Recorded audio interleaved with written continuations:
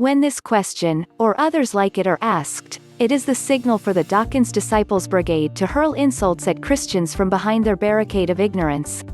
We, Christians, must all believe in Father Christmas, fairies at the bottom of the garden, or the flying spaghetti monster. Well, the overwhelming majority of Christians, in the 21st century, do not believe in a young earth. Because we understand the Bible. I will never criticize a Christian who does, neither will I have less respect for an intelligent atheist who doesn't. So, where does this bring us? The first thing is to know where this stuff came from, and then an examination of the Genesis account. Where did this young earth with chronological dates theory come from? There were records in Jewish antiquity of putting dates to biblical events. The Book of Jasher in the non-canonical, intertestamental, writings in around the 3rd century BC. There were those in the early church, even after the canon of both Old and New Testaments had been established, held such views. However, it only hit the mainstream church in the 17th century by a guy named Bishop Ussher. He was a contemporary of Isaac Newton, who, we understand, didn't question Ussher's proposals for a young earth. Wind forward to the next century, when the doctrine of dispensationalism arose.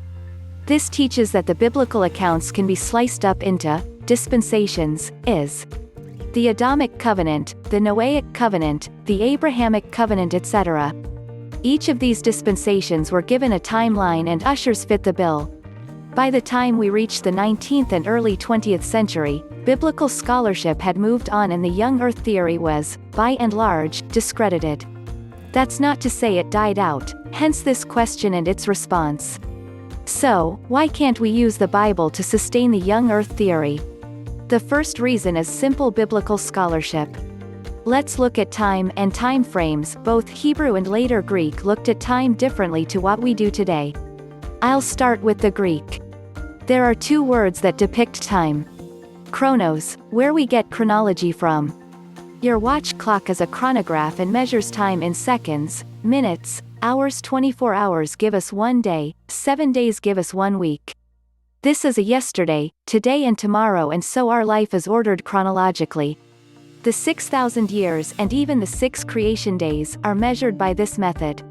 The next Greek word for time is kairos. This is a measurement by events outside of chronological order.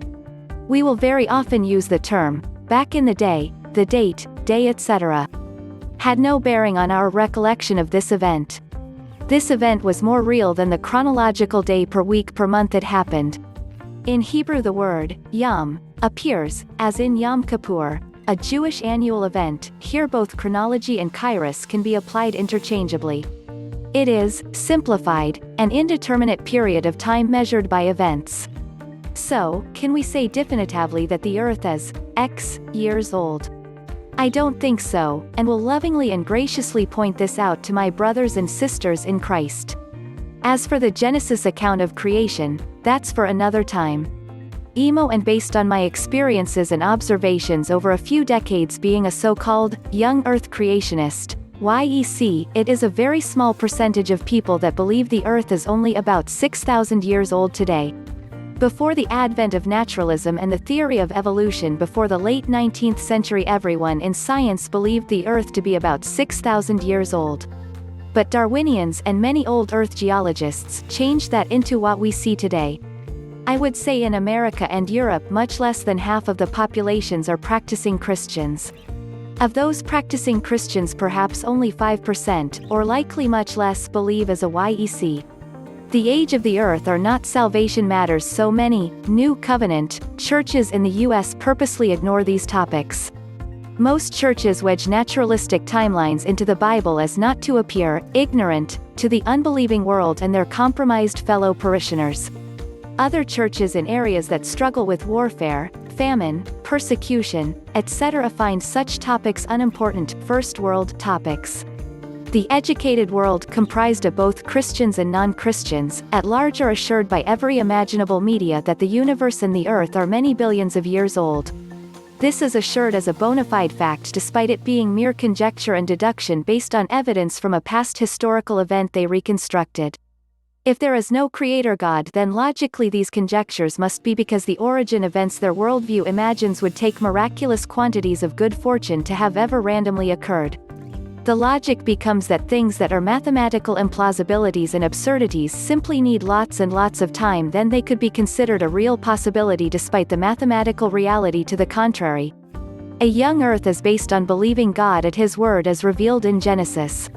The bottom line is one option is correct: either God created or nature created itself by predestination. Either way, we must select which miracle to believe in. I believe God and doubt man. Unfortunately, there are very few people who believe in a young earth. People who have no official religion except the scientific position of a Big Bang followed by evolution, which needs long time periods to be even faintly believable. Many religions have capitulated to the same position. The second biggest, Islam, claims that their holy book is in line with that position. Many Christians prefer to believe scientism and pass off the early part of the Bible as myth and fable. I'm sorry to say that puts in danger their belief in the rest of the Bible. If not Genesis, then why Matthew, etc.? I was not a Christian when I got my physics degree, and so assumed that other branches of science were being objective in their approach to their subject area, and so believed with the rest of the world. But then, God.